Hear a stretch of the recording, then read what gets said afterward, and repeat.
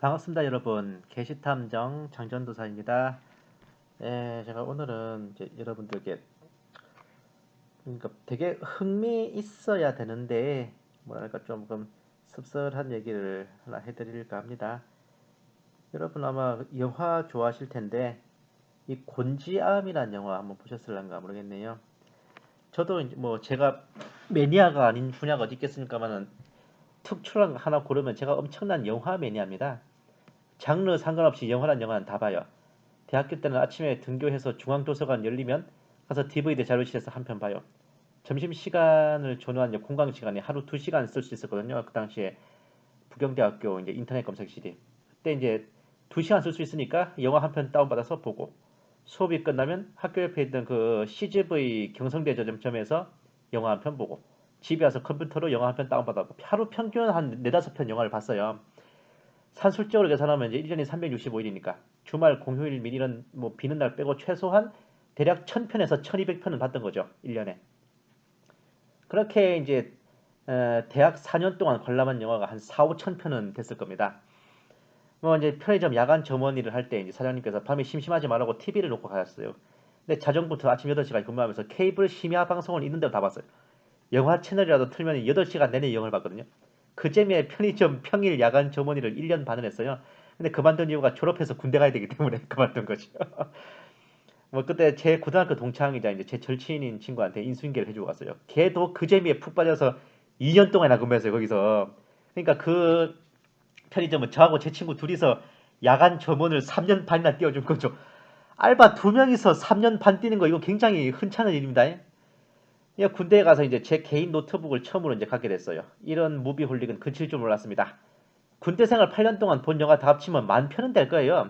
물론 이제 한 영화를 여러 번 본 것도 있기 때문에 10,000가지 영화를 본 건 아니겠지만 중복되는 걸 빼도 수천 가지는 좋게 됐을 겁니다.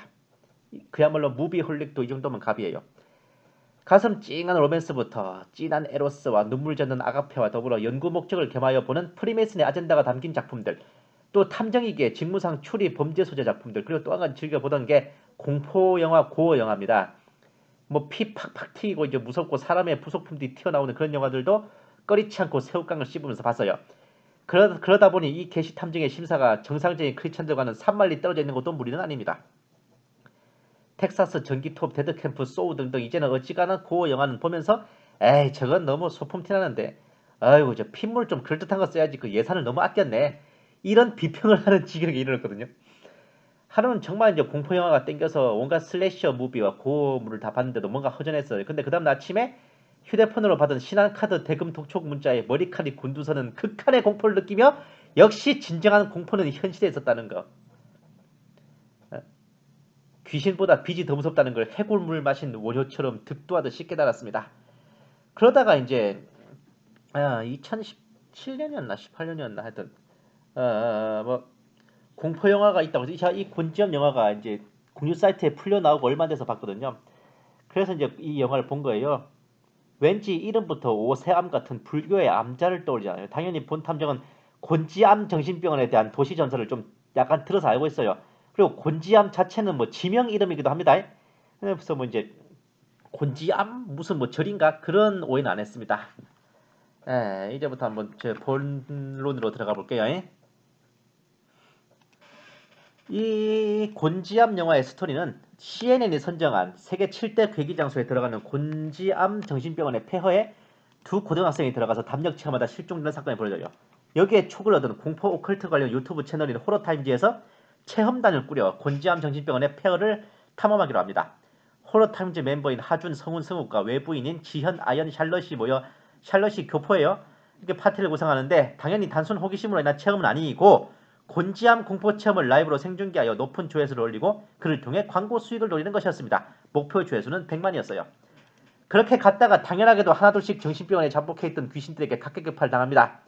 베이스 캠프에서 방송을 송출하는 하주는 이것이 연출된 것이 아닌 실제 위기 상황임을 알면서도 올라가는 조회수에 눈깔이 삐어서 계속해서 방송을 강행해요.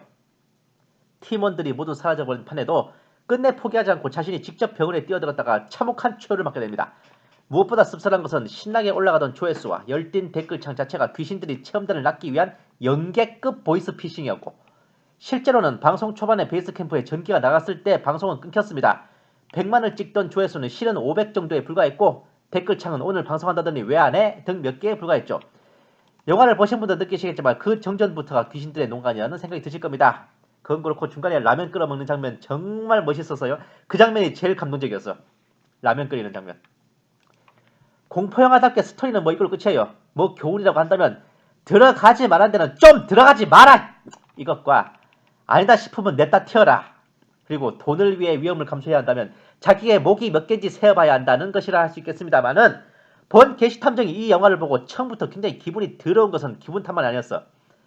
초반부터 진짜 기분 족같았거든요. 기분이 더러운 탓에 이 영화가 호러물이란 것도 까먹었어. 내내 마음이 더러웠습니다. 기분이 더럽다 보니 무서운 장면, 끔찍한 장면이 나와도 별 감흥도 없었어요.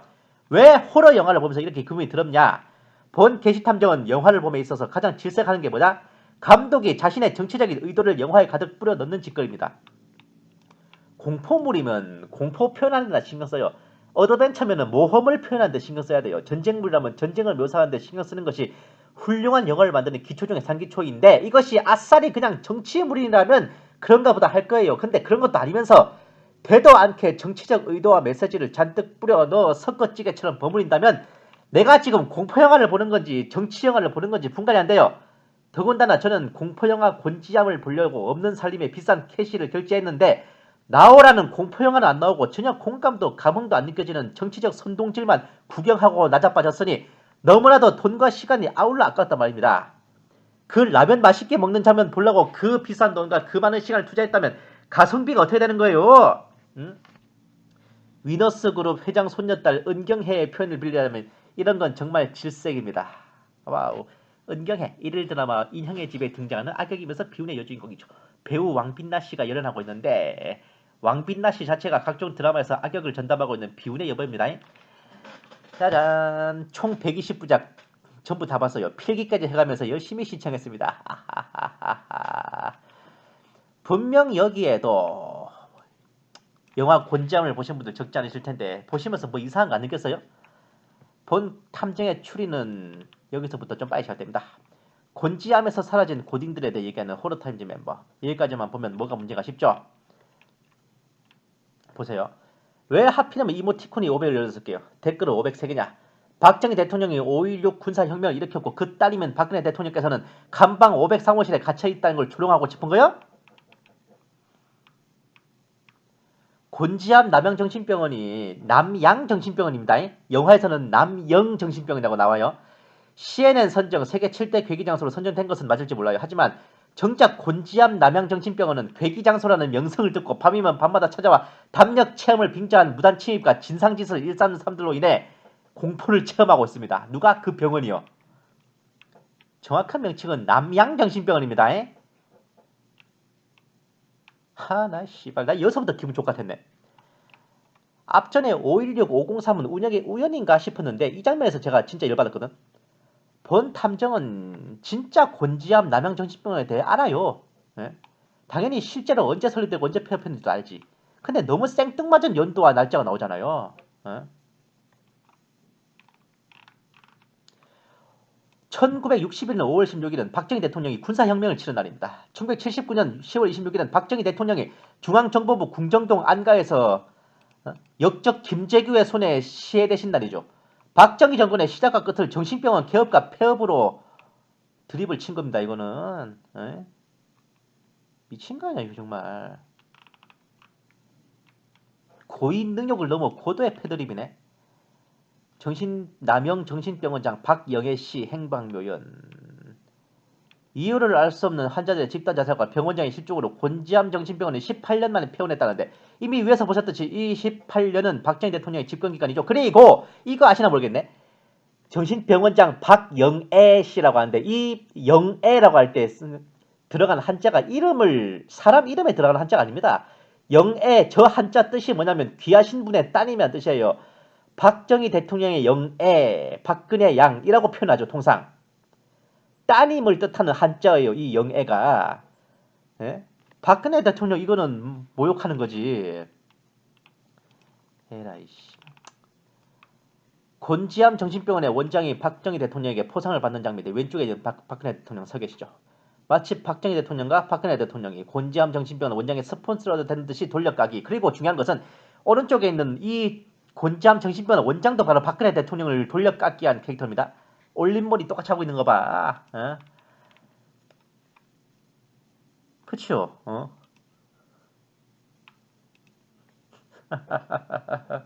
환장하겠네. 앞서 말씀드렸듯이 이 원장 이름이 박영애입니다. 예?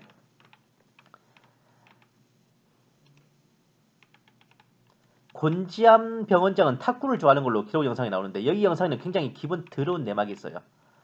자, 이건 뒤에서 설명드릴게. 게다가 곤지암 정신병원 부지가 뭐 외정 시절에 일본군들이 독립군을 잡아 학살하고 시체를 묻어버린 뭐 거기라고 하는데 이거는 그 징용자들 사진인데 왜 여기다 넣어?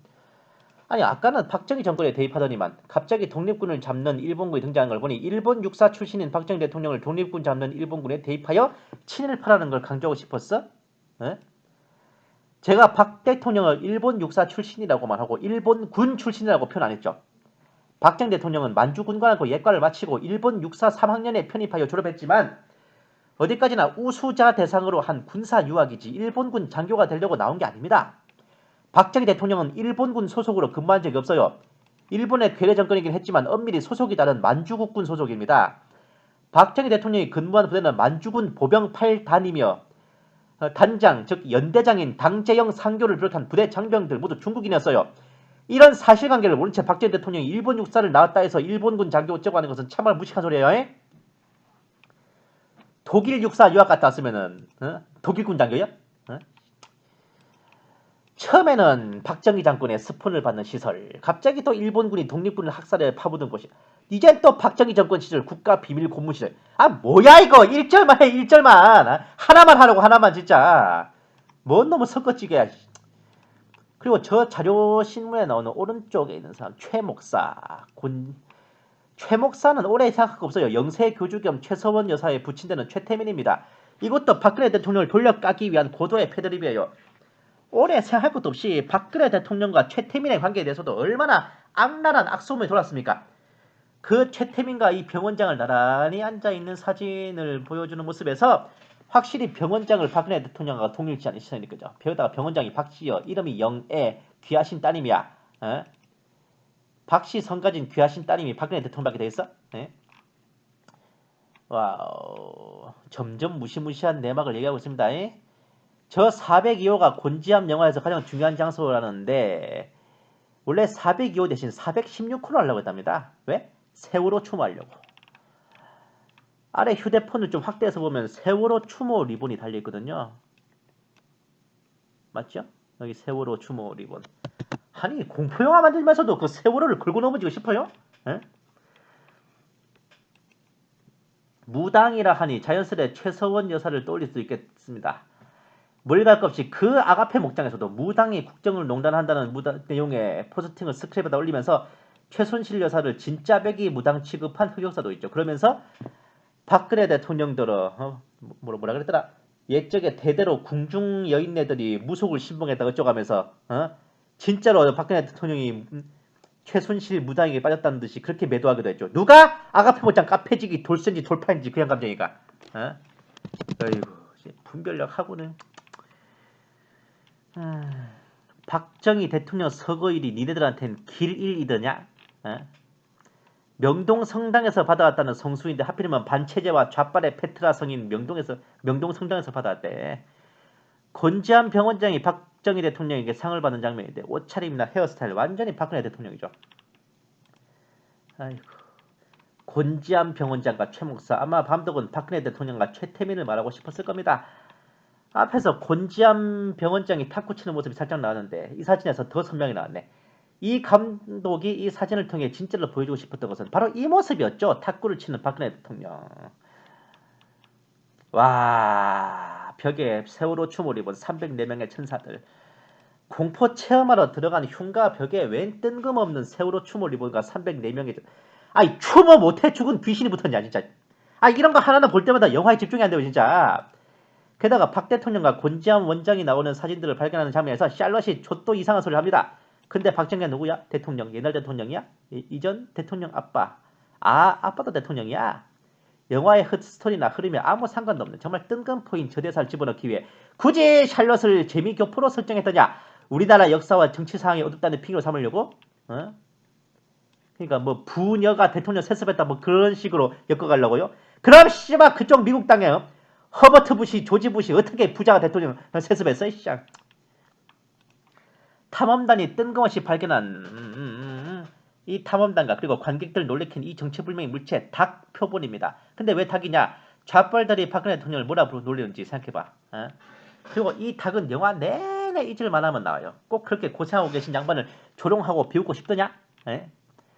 이거는 잘 안 보일 수도 있는데 사진을 확대해서 보시면 세 번째 댓글 그렇게 해서 되겠냐 하는 어쩌고 하는 놈의 닉네임이 503호입니다. 아씨 이 사진 요놈 그렇게 해서 되겠냐 503호. 아이고 탐험단이 이벤트 하나로 영혼을 불러들이는 강령의식을 하려고 차린 제상인데 이 부적을 만들어 협찬해준 사람이 보문산의 원자경 법사라고 합니다. 원자경은 최태민의 가명 중 하나입니다. 보문산은 최태민이 돌을 닦았다고 선전되는 곳이죠. 이 강령의식 자체가 영화상에서 호러타임즈 멤버들이 외부인들을 놀리기 위한 한바탕의 낚시입니다. 한마디로 저 부적을 써줬다는 법사도 사이비, 결론은 사이비 교주 최태민, 이걸 말하려고 집어넣은 장면이고 앞전 장면들 감안하면 사이비 교주 최태민에게 넋이 나가다며 박근혜 대통령을 씹고 싶은 거겠지. 세 번째 여기 네 번째 댓글 쓴 놈 닉네임이 환자 518호입니다. 당연히 이 5.18 사건을 떠올리라고 만든 장치이고 환자라는 명칭에서 마치 곤지암 병원의 피해자라는 인상, 군사 독재 정권에 의한 피해 사례로 5.18을 각인시키기 위한 장치일 거예요.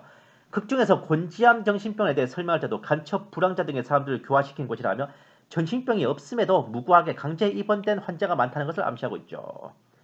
최초의 정전인데 여기서 이미 정상적인 방송 진행은 끝났어요. 이후의 방송 송출은 귀신들의 농간에 의한 눈속임입니다. 샬럿이 402호에서 마주친 배가 갈라진 환자 귀신의 모습. 감독의 말에 따르면 70년대 학생운동을 하다 잡혀와 모진 고문으로 몸이 꺾여버린 설정.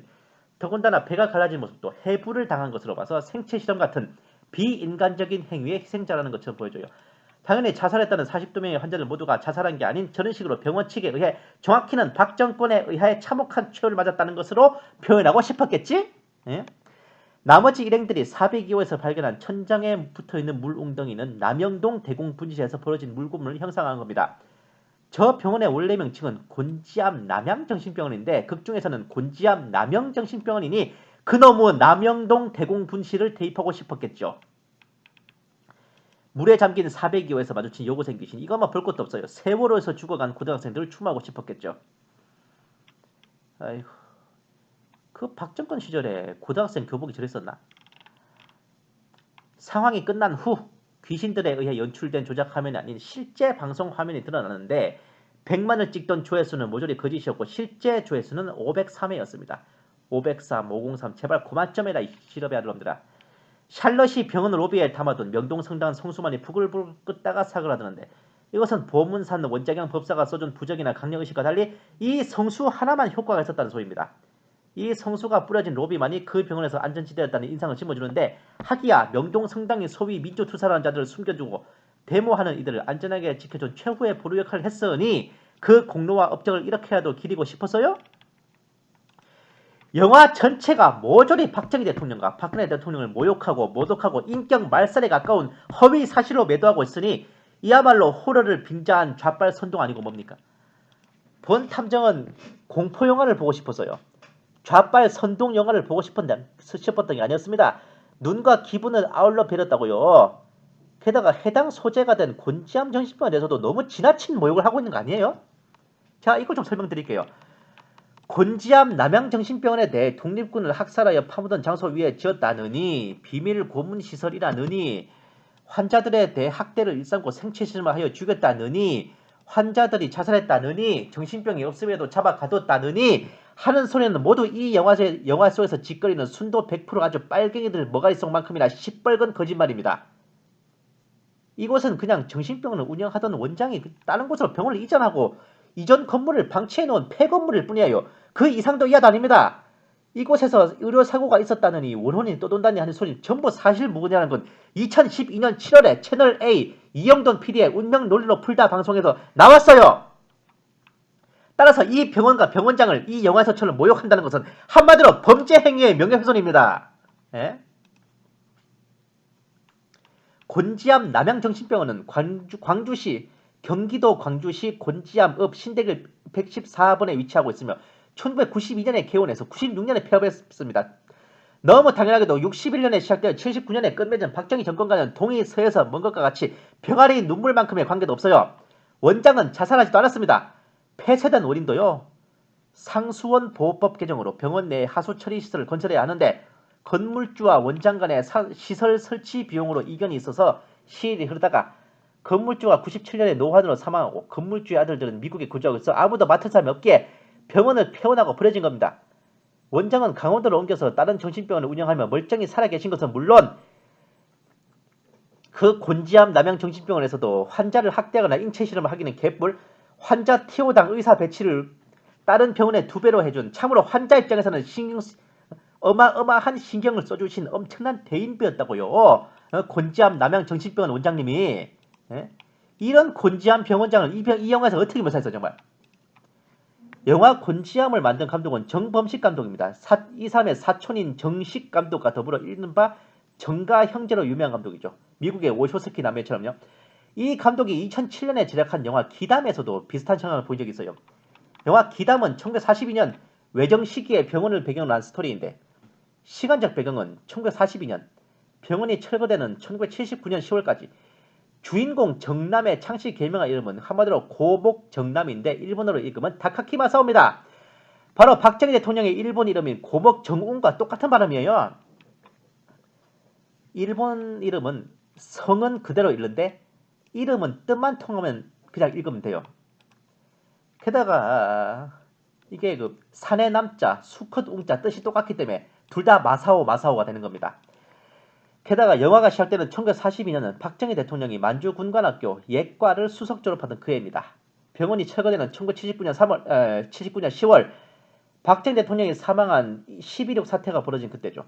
결국 이 감독이 전작인 영화 기담에서도 말하고 싶었던 것은 1940년대 일제강점기와 1970년대 박정희 정권을 동일선상에 놓고 박정희 대통령을 친일파로 매도했던 거죠.